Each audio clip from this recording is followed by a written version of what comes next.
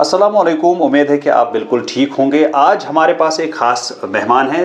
आज हमारे साथ जुड़े हैं अभी block medical officer doctor Yusuf साहब हमारे साथ, जो कि बच्चों के भी एक माहिर डॉक्टर है। आज इनसे कुछ सवालात जो हमारे पास आए हुए थे, कुछ पेरेंट्स ने हमें सवाल किए थे, तो उनके जवाब आज जानने की कोशिश करेंगे। तो हम अपने मेहमान जो है डॉक्टर यूसुफ साहब, इनका खैर मकदम करते हैं हमारे इस प्रोग्राम में। डॉक्टर साहब शुक्रिया। डॉक्टर साहब, कई सारे अभी जो पेरेंट्स हैं उन्होंने ये सवाल हमें किया है कि बच्चे अक्सर आजकल बीमार रहते हैं, ख़ासकर इन पोलन्स की वजह से। जो पोलन्स हम देख रहे हैं अभी, तो इसकी वजह से गला ख़राब होता है, फीवर आता है। तो इसके क्या प्रिकॉशंस है और क्या वाकई पोलन्स की वजह से ही ये सारी चीज़ें जो बच्चों में होती है? हाँ, यहाँ पर कश्मीर में देखा गया है कि एक स्टडी हुई थी जिसमें से कि 70% जो आज ये इस मौसम में जो एलर्जीज़ होती हैं वो पोलन से ही होती हैं। तो प्रिकॉशंस इसमें एक ही प्रिकॉशन है, दैट इज़ कि हमें कांटेक्ट इन एलर्जन से रोकना है, पोलन से रोकना है, एंड दैट इज़ कि इसमें हमें मास्क यूज़ करनी है। तो जैसे बच्चे बाहर स्कूल जाते हैं तो बच्चों को मास्क लगाना ज़रूरी है, क्योंकि कुछ बच्चे ऐसे शरारती होते हैं कि मास्क लगाने का वो जो उनका है वो भी लगाने नहीं देते हैं। तो कोई और रेमेडी मास्क के बगैर भी मास्क लगाना, तो जैसे आपने कहा कि ज़रूरी है, उसके बगैर भी क्या एहतियात करना है बच्चों को? जो अक्सर इसमें जो ये हमारी ये एलर्जीज बच्चों को होती हैं तो बहुत माइल्ड होती हैं, इतना ज़्यादा नहीं होती है। बहुत कम ऐसी परसेंटेज भी है जिनको बहुत ज़्यादा एलर्जी होती है। तो अगर किसी को बहुत ज़्यादा एलर्जी है तो उसको एवेलुएट करना चाहिए, उसको डॉक्टर के पास जाना चाहिए। तो उसमें इम्यूनोलॉजी के कुछ टेस्ट्स हैं, एलर्जी के टेस्ट्स हैं, जिससे हमें ये पता चलता है कि ये किस पर्टिकुलर एजेंट से इसकी एलर्जी है। ये एनवायरनमेंटल एलर्जी है, ये ज़रूरी नहीं है कि हमें पोलन ही एलर्जी है। बिल्कुल। हाँ, इस मौसम में तो पोलन की एलर्जी बहुत ज़्यादा है, लेकिन एलर्जी के तो 2-3 किस्में हैं। मतलब एलर्जी एक तो एनवायरनमेंटल है, डस्ट है, ये पोलन है। दूसरा है हाउस होल्ड आइटम से हो सकता है, डस्ट, माइट्स, स्मोक सबसे बड़ी है। Smoke is also an allergy.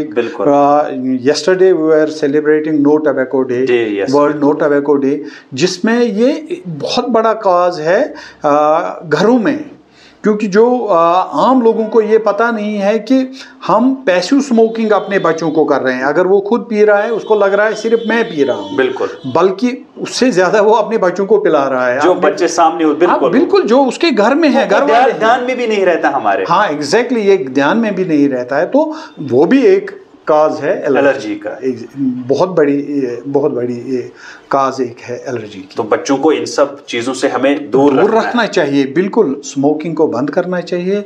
और स्पेशली इसीलिए तो गवर्नमेंट ने एक वो इनिशिएटिव एक लिया है कि जहाँ कहीं भी स्कूल्स हैं, स्कूल्स के इर्द गिर्द 100 मीटर तक कोई दुकानदार सिगरेट बेच भी नहीं सकता या टोबैको प्रोडक्ट्स बेच भी नहीं सकता है।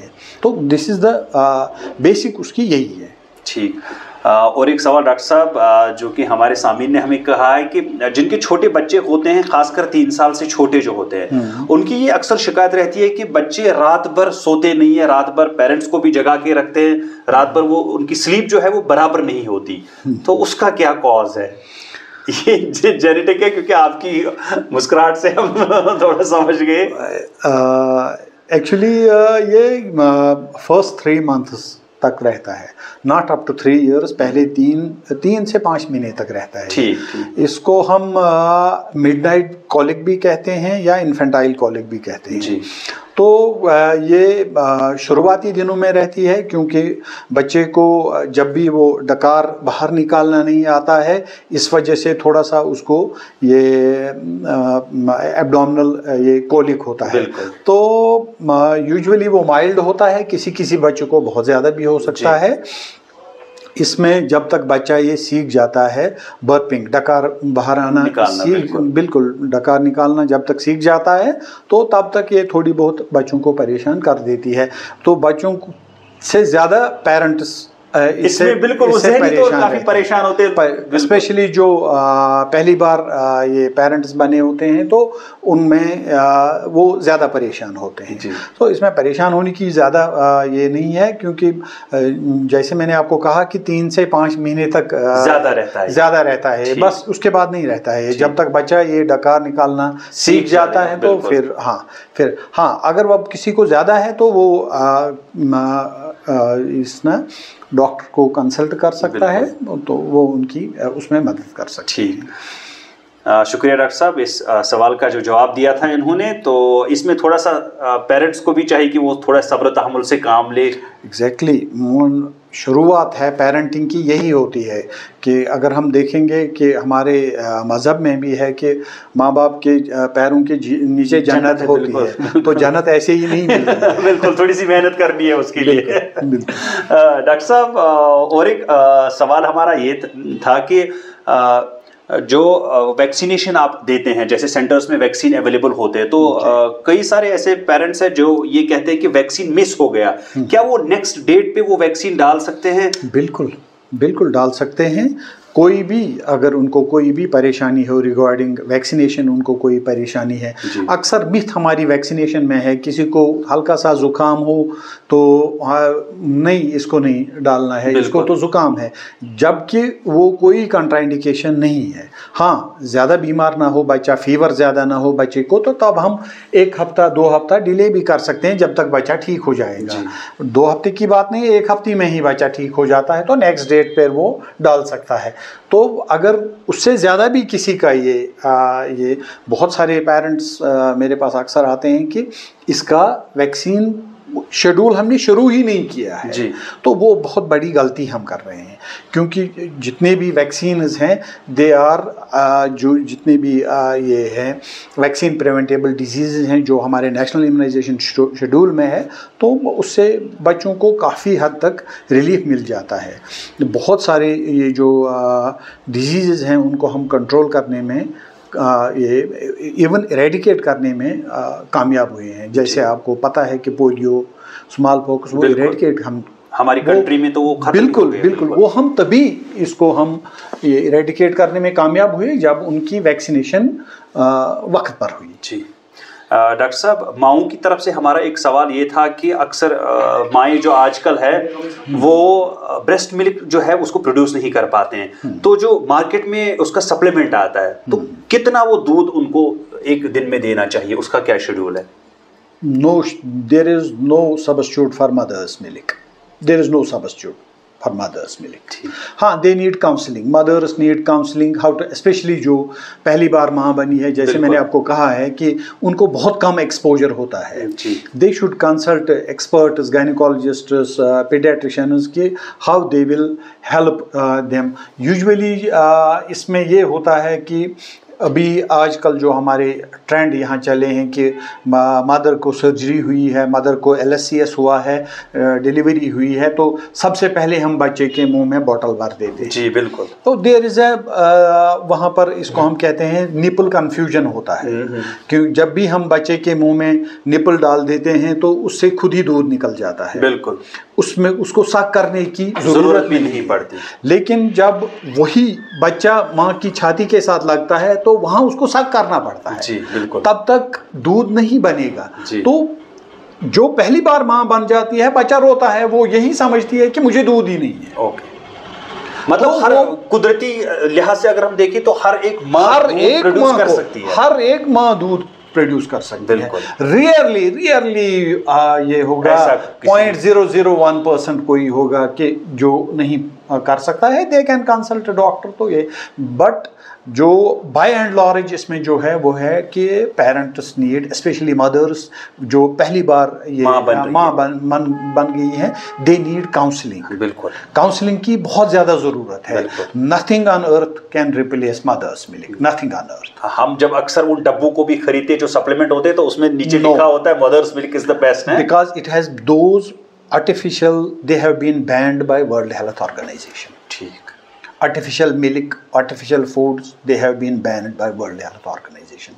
So because they are very dangerous for our babies. तो कोशिश हमें करनी चाहिए कि जो माँ दूध नहीं दे सकती बच्ची को या बच्चे को, तो उसको काउंसलिंग की ज़रूरत है। काउंसलिंग की ज़रूरत है। तो ऐसे क्या हॉस्पिटल्स में या हेल्थ सेंटर्स पे काउंसलिंग की कोई फैसिलिटी अवेलेबल है हमारे पास? डिस्ट्रिक्ट हॉस्पिटल्स में हमारे पास काउंसलर्स हैं जी। इवन जो हमारे ये दीज FMPHWs वो काउंसल करते हैं मदर्स को कि आप बच्चे को दूध कैसे दोगे, पोजीशन क्या होनी चाहिए, कैसे ये बच्चे को हम दूध दें। तो इन सब चीज़ों की मुझे लगता है बहुत ज़्यादा ज़रूरत है, खास कर अवेयरनेस की बहुत ज़्यादा ज़रूरत है। अवेयरनेस की बहुत ज़्यादा ज़रूरत है। शुक्रिया डॉक्टर साहब। एक आखिरी सवाल जो बहुत ही ज़्यादा अहम है इस हमारे प्रोग्राम के लिए, कई सारे ऐसे माँ बाप भी हैं जो अक्सर बच्चों को लेके काफ़ी ज़्यादा परेशान रहते हैं कि वो जंक फूड्स बहुत ज़्यादा खाते हैं, जूस या स्नैक्स जितने भी मार्केट में आते हैं, स्कूल के दौरान या घर में जिद करते हैं ऐसी चीज़ों को लेके जिसकी वजह से उनका हाजमा हमेशा ख़राब रहता है। तो इसकी क्या रेमेडी है, कैसे बच्चे को इन सब चीज़ों से हम दूर रख सकते हैं और नुकसान क्या है इस सब के? These are World Health Organization guidelines. The best food for your baby, locally available, homemade foods. ठीक। Locally available homemade foods are the best food for your baby. But unfortunately, because of these advertisements and again these, तो because of bad parenting even I can say कि हम बच्चों को ये दे रहे हैं junk foods जो बहुत ही खतरनाक बच्चों के लिए हैं, बहुत ही खतरनाक। कॉमनेस्ट काज अगर आज हम देखेंगे कि बच्चों में ये कोई बोल रहा है ग्रोथ नहीं हो रही है बच्चे की, कोई बोल रहा है कि भूख नहीं लग रही है बच्चों की, तो हम क्या कर रहे हैं कि अभी बच्चे ने कहा मुझे भूख लगी, हम बाहर से जूस लाते हैं, ये घर में बना कर दो, कोई प्रॉब्लम नहीं है, आप घर में जूस बनाएंगे कोई प्रॉब्लम नहीं है। मुझे लगता है माँ बाप का भी इसमें रोल है, जैसे आपने पेरेंटिंग कहा, बहुत ज़्यादा रोल माँ बाप का बहुत ज़्यादा रोल है। आप बच्चे को पैसे नहीं देंगे, दुकानदार मुफ्त में नहीं देगा। बिल्कुल, आप खुद खरीद कर बच्चे के लिए लाते हैं। और इस वक्त तो जो मैं क्या कहूँगा कि मतलब जहाँ पर both mother as well as father is working, उनको खुद के लिए टाइम नहीं होता है, तो बच्चों के लिए कहाँ से टाइम निकालेंगे वो। सो मेन इसमें यही है कि we should avoid junk foods. The best food for their baby is locally available homemade foods. आपको बच्चे को ये देना है, जूस देना है, घर में बना कर दे दो। आपको चिप्स देने हैं बच्चे को, घर में बना कर दे दीजिए, कोई प्रॉब्लम नहीं है उसमें। लोकली जो भी आप लोगों के पास अवेलेबल है, बट हमारे पास वक्त नहीं है और इन सब चीज़ों के लिए। बिल्कुल, तो दैट इज़ वाई कि वही। और नंबर 2 इसमें ये भी है कि जितने भी जो प्राइमरी स्कूल के बच्चे होते हैं उनको हम पैसे साथ देते हैं। बिल्कुल, हम कभी उनको फूड साथ नहीं देते हैं। ऐसा मतलब आप घर में बना कर दे दीजिए, वो साथ दे दीजिए, बल्कि हम उनको पैसे दे देते हैं। Even these junk foods should be banned outside these school. बिल्कुल, स्कूल प्रेमिसेस में ये जंक फूड भी बैन होनी चाहिए। बिल्कुल, इसकी वजह से डॉक्टर साहब जैसे हमने देखा है कि अक्सर जो ये स्नैक्स होते हैं ये पाम ऑयल में ज़्यादा फ्राई होते हैं, तो God knows better which oil they are using. बिल्कुल, because यहाँ पर तो आप लोगों को पता है कि we cannot judge it कि which oil they are using, which standards they are using, तो किसी चीज़ का and which preservatives they are using. बिल्कुल, उसमें एब्रिविएशंस में ज़्यादातर वो लिखा होता है, तो exactly which is beyond the scope of a common man. बिल्कुल, तो इन सब चीज़ों को पेरेंटिंग का बहुत रोल है इसमें, है ना? बहुत ज़्यादा रोल है पेरेंट। बहुत, जैसे मैंने पहले भी आपको कहा कि ऐसे ही अल्लाह ताला ने जन्नत माँ बाप के कदमों के नीचे नहीं रखी, उसको कमाना भी पड़ता है। हाँ, एग्जैक्टली, कमाना ऐसे ही पड़ता है, क्योंकि जो हमारा बच्चा है अगर वो गलत रास्ते पे जा रहा है उसको सही रास्ते पे लाना है। बिल्कुल, ये माँ बाप का फ़र्ज़ है। बिल्कुल, तो अगर इसीलिए अगर कोई गलत चीज़ माँ बाप का खा रहा है, अगर आप देख लीजिए, अगर कोई बाप खुद सिगरेट पीता है, उसका बच्चा अगर सिगरेट पिएगा तो बाप उसकी पिटाई कर देता है कि ये गलत चीज़ है, लेकिन खुद वो करता है। बिल्कुल, सो जब तक हम खुद अवेयर नहीं हो जाएंगे, बिल्कुल, जब तक हम खुद अवेयर नहीं हो जाएंगे, शॉर्टकट्स नहीं ढूंढेंगे। हम शॉर्टकट्स ढूंढते हैं, कुछ भी करना है तो शॉर्टकट, इसको भूख लगी है तो बर्गर दे दीजिए, इसको ये लगी है, ये हमें पता नहीं है वो बर्गर कब बना है, किन कंडीशंस में रखा है, उसमें कौन से इंग्रेडिएंट्स यूज हुए हैं, घर में बना कर दीजिए, कोई प्रॉब्लम नहीं है उसमें। बिल्कुल, तो लोकली मेड जो आपने बताया कि होम में भी ये चीजें बना सकते हैं, तो बिल्कुल locally available home made foods are the best food for your for the growth of your child, for the appetite, for the growth of the child. शुक्रिया डॉक्टर साहब अपना कीमती वक्त देने के लिए। ये उन तमाम नाजरीन जिन्होंने ये हमारे सवाल किए थे कि आप ज़रा इनके जवाब ढूंढे, तो आज हमारे साथ block medical officer doctor Yusuf साहब बैठे थे। तो उम्मीद है कि सारे सवालों के जवाब जो है वो मुतमईन बख्श होंगे। इंशाल्लाह नए प्रोग्राम के साथ फिर हाजिर होंगे, फिर एक नई शख्सियत के साथ। तब तक दीजिए इजाज़त, खुदा हाफिज़।